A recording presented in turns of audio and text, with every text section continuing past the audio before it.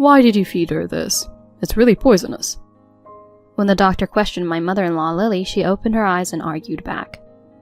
That can't be that poisonous. The dish I cooked is this, you know. With that, Lily took the Tupperware from my husband, Jeff, and showed the salad to the doctor. The doctor took out the finely shredded chicken breast and observed them closely. Is this really cooked properly? Huh? Well, it's hard to tell because they're shredded into tiny pieces. But it looks a bit red. When the doctor says so, Lily then says something outrageous. That can't be true.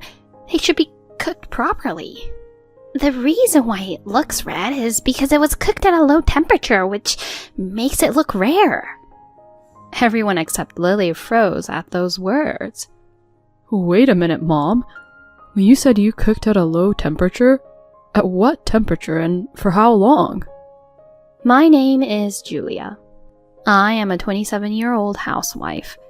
My husband Jeff and I are newlyweds who just got married. I met my husband through work. He used to come to the company where I worked as a receptionist, and he was from one of the company we had a partnership with. One day he invited me out for dinner, and that's when we exchanged numbers. My husband was kind and funny, and he made me laugh a lot, and I just enjoyed his company. We started to go out, got to know each other very well, and we got along really well, and recently got married. I quit my job when we got married. I chose to support my husband as a full-time housewife. I was very happy in our newlywed life with my husband, whom I love very much, but a problem arose when we got married. That was my relationship with my mother-in-law, Lily. My mother-in-law wanted us to live together if we were going to get married, which caused me and my husband a lot of trouble. My husband and I were quite annoyed because we wanted to live together just as the two of us as newlyweds. When we politely refused, Lily began to cry, saying, "You're not even going to listen to what old people like us want anyway." And it was very difficult to calm her down. With the help of my father-in-law, we were able to avoid living together for now. Instead, for Lily's sake, we started living in a rented apartment near my parents-in-law's house. When I suggested that we have dinner together once a week at their house, my mother-in-law's expression brightened, and she agreed. Having stumbled a bit at the start like that, I have to admit that I was worried about my relationship with especially my mother-in-law. But so far, no noticeable problems have arisen. I thought Lily might try to bully me as her daughter-in-law after what happened, but she has never done that so far and has treated me normally. I was worried that Lily would make me do all the housework and cooking once a week, but she prepared all the meals herself and served my husband and I with home-cooked meals.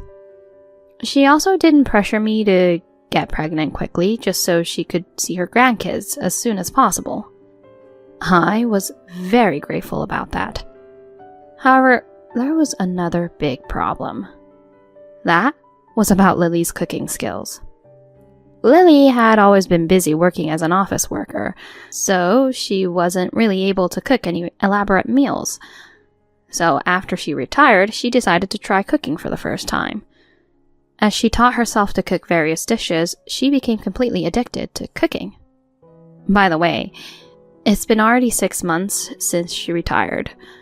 Therefore, her cooking skills are just like a beginner's cooking. The problem is that she always tries to get us to eat the first dish she makes, no matter what. If she wants to serve homemade food, she should serve it to my father-in-law. But my father-in-law has become accustomed to the taste of his own cooking and does not want to eat my mother-in-law's homemade food, which she has recently started cooking. So, at our weekly dinner party, it is exclusively my husband and I who eat the new menu that my mother-in-law has come up with. Lily was very happy to serve us one dish after another, but the trouble was that they were all not tasty at all. My husband commented honestly to my mother-in-law when she asked what he thought of the meals she cooked, but being the wife, I couldn't just say it tasted bad. And besides, I couldn't say anything that would depress my mother-in-law, who was beaming with joy, saying, "I've improved my cooking skills again after my last one, which I failed." So all I can do is compliment her by saying, "I like this kind of seasoning," or "I'm not good at cooking this kind of genre, so it's great that you're taking on this challenge."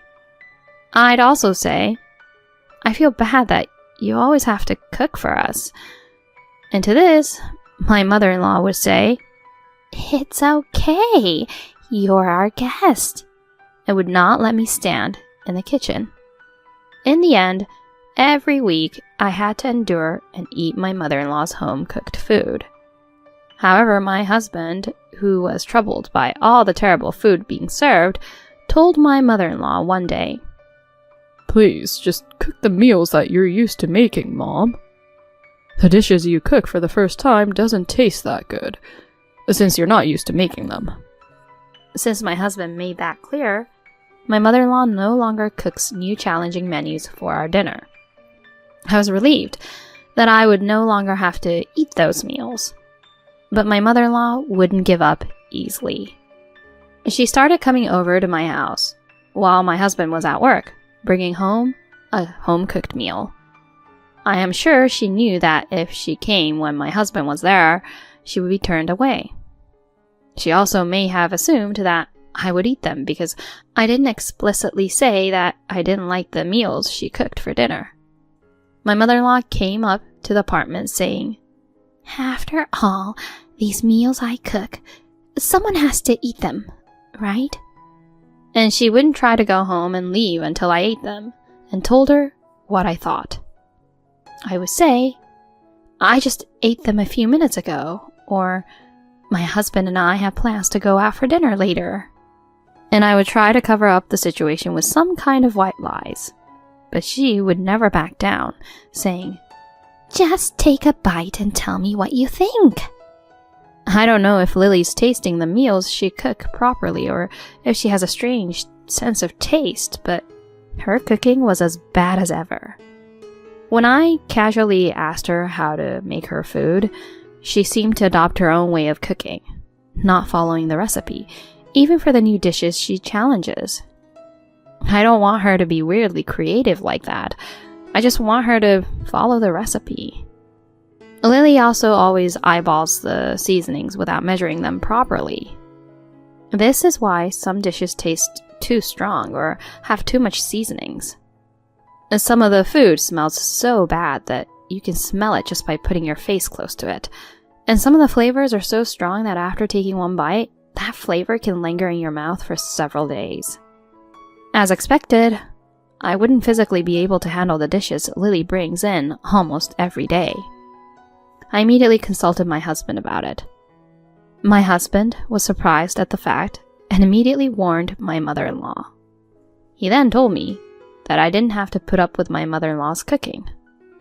Also, if my mother-in-law barged in again, I was told to contact him right away. After Lily's son scolded her, my mother-in-law stopped popping in, and I was able to return to my peaceful life again. According to my father-in-law, Lily had tried to cook new dishes at their house, but now the strange smell no longer filled the room. So surely, my mother-in-law must have reflected her actions about this. However, I was being too naive to think that way. One day around 10 o'clock, the doorbell rang, and when I answered it, to my surprise, my mother-in-law was there. I had a very bad feeling about this. I looked closely and saw that she was holding something that looked like a Tupperware. I was horrified and immediately called my husband. But my husband had just gone on a business trip. He had just left for a business trip and he was on a plane at the moment. My mother-in-law must have been aware of my husband's work schedule. That must be why she came to me on the day of his business trip. "Look at this! I made the salad just for you, Julia." With a big smile on her face, my mother-in-law said so and opened up the Tupperware. At first, I was scared, wondering what she had brought, but when I heard that it was a salad, I was caught off guard. "What is this?" What caught my attention were the thinly cut pieces of white things scattered on top of the salad leaves. They looked like chicken, but the color was a little brown. This is, you see, finely chopped chicken breast marinated in red wine vinegar. So you can eat the salad with this dressing I brought. Oh, I see. It looks delicious. I really thought that it looked delicious. Julia, I heard you've been going to the gym and working out lately, so I thought I'd give you something to eat that has protein with less calories. Oh, Lily. I guess it looks okay this time. With salads, there's no such thing as a bad seasoning, and I'm pretty sure that the chicken breast dipped in red wine vinegar will be delicious. Thank you very much. I'll eat it after I go to the gym today. I took the Tupperware and put it away in the refrigerator. My mother-in-law said, "Please let me know what you think of it later on," and left. Later, I worked out at the gym, and when I got home, I transferred the salad from the Tupperware to my plate. The portion was a lot, so I decided to divide it between lunch and dinner. So after serving one portion, I left the rest in the Tupperware and put it in the refrigerator. The salad didn't smell bad at all. It smelled like an Italian dressing, which was rather appetizing. It even had garlic chips in it, which made it even more tastier. I popped the salad into my mouth without thinking twice about it. I could taste the red wine vinegar and the lettuce and other greens, and the garlic was a nice addition. It didn't taste heavy, and rather it tasted refreshing, so I lightly sprinkled some rock salt on it and ate the rest of the salad. Somehow, I felt that the texture of the white meat was a bit off-putting, but the taste was fine, so I finished one serving of the salad. I reported to my mother-in-law over text that the salad was delicious. My mother-in-law sent me emojis full of joy, which made me feel a little relieved. I guess she is getting better at cooking bit by bit. If this is the way it goes, she will eventually stop feeding me strange dishes. That night, I was going to have my mother-in-law's salad again, but I was invited by a friend to go out to dinner with her. We had pasta and pizza with wine, which were very delicious, at a casual Italian restaurant. That was it for dinner, so I decided to eat my mother-in-law's salad after the gym tomorrow. The next day, I went to the gym as usual. But while I was working out, I suddenly got dizzy. I also felt really nauseous, and I couldn't seem to walk straight. Before I knew it, I was lying on the floor, and I thought I heard the gym trainer frantically calling out to me, but the voice kept getting further and further away. Then, the next thing I knew, I realized I was on a hospital bed. My husband was looking down at me with concern. Honey, are you okay? Where in the world am I? Hearing that I had woken up, a doctor came to the hospital room. The reason why you fainted was because of Campylobacter. Did you eat any raw chicken or anything like that? No, I had Italian dinner with my friend last night, and we didn't eat anything that had chicken in it. Oh no. That was when I realized. It was that salad Lily had made for me.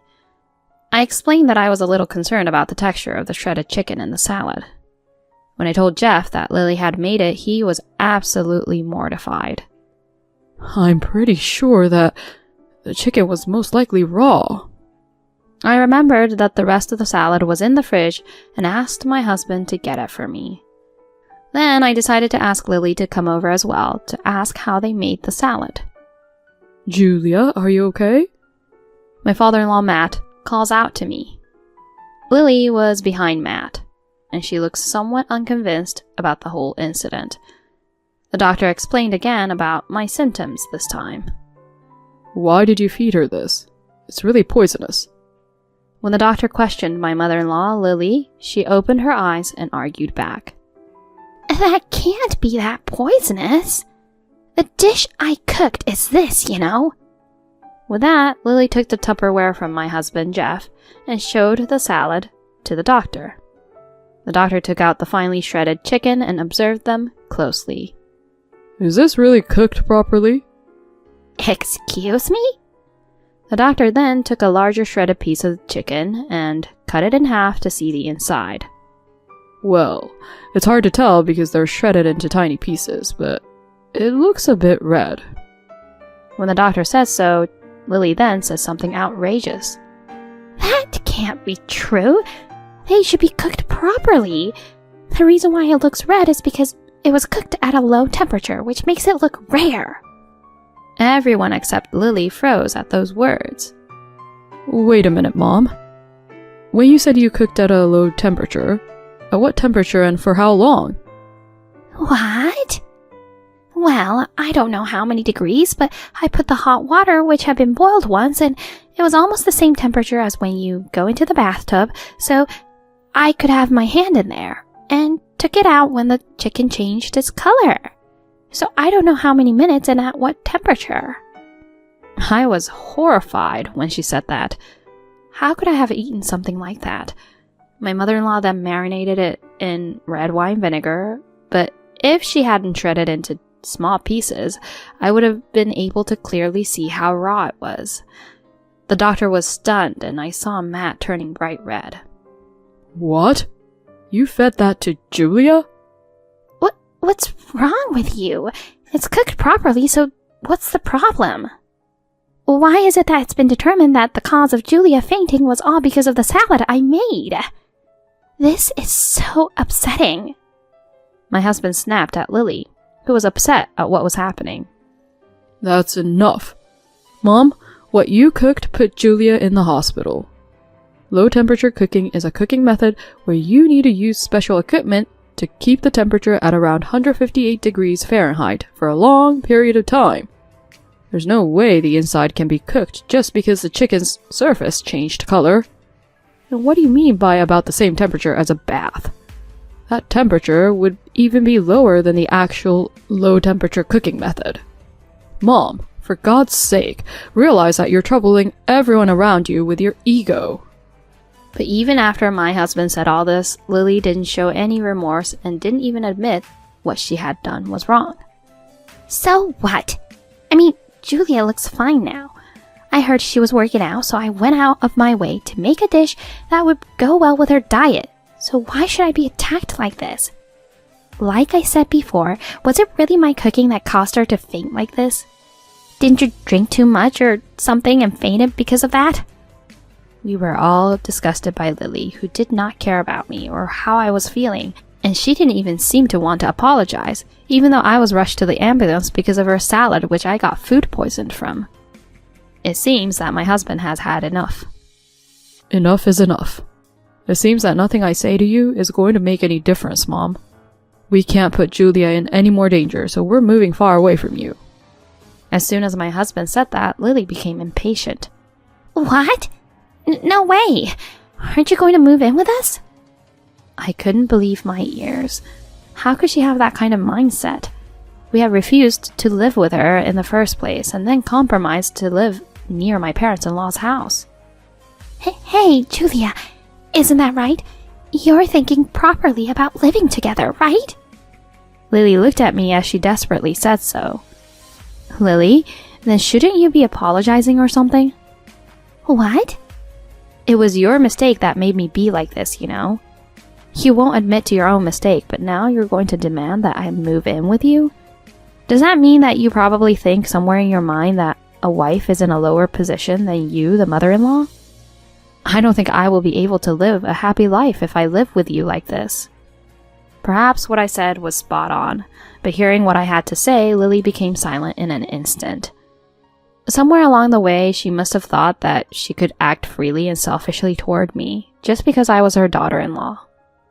Finally, my husband put the final nail in my mother-in-law's coffin. We're going to cut off our ties with you, Mom. If we stay with someone like you who can't admit their own faults and can't apologize in times like this, we're bound to run into troubles with you again. No way! My mother-in-law was in shock and slumped her shoulders. My father-in-law said, Well, you deserve that. And after apologizing to me and saying, I'm really sorry this time, he took Lily and left the hospital room. Later, after I was safely discharged from the hospital, my husband and I moved to another apartment. I told Matt where we were moving to, but of course I did not tell Lily about it. I don't want her to visit me again out of the blue. I heard that Matt is forcing Lily to go to a cooking class which was held by one of his friends. Matt's friend is one of the best cooks in the world, but he seems to be super strict, and it seems like he gets really angry at Lily every single time. But Matt told Lily that she's never allowed in the kitchen ever again until she gets the green light from Matt's friend. So it seems like Lily's going to the cooking class nervously every day and being afraid of getting lectured by Matt's friend. Well, I think that's what she deserves. But I really hope Lily does her best at the class, because if her cooking skills improve as a result, she will definitely benefit from it. On the other hand, my husband and I are finally free from Lily and her dishes, and we can finally enjoy a proper newlywed life. Every day is filled with happiness, and we enjoy each other's company very much. Of course, I'll never be like Lily, but this experience has made me realize that I must continue to improve my own cooking skills, and I spend every day training with a good recipe book. It's horrifying that she was most likely fed with raw chicken meat. I feel like it's better to get verbally bullied than be food poisoned like that. At any rate, I'm glad that it didn't lead to any serious illness. I hope Julia and her husband continue to spend happy days together. Thank you for watching until the end. Please subscribe to our channel. See you in the next video.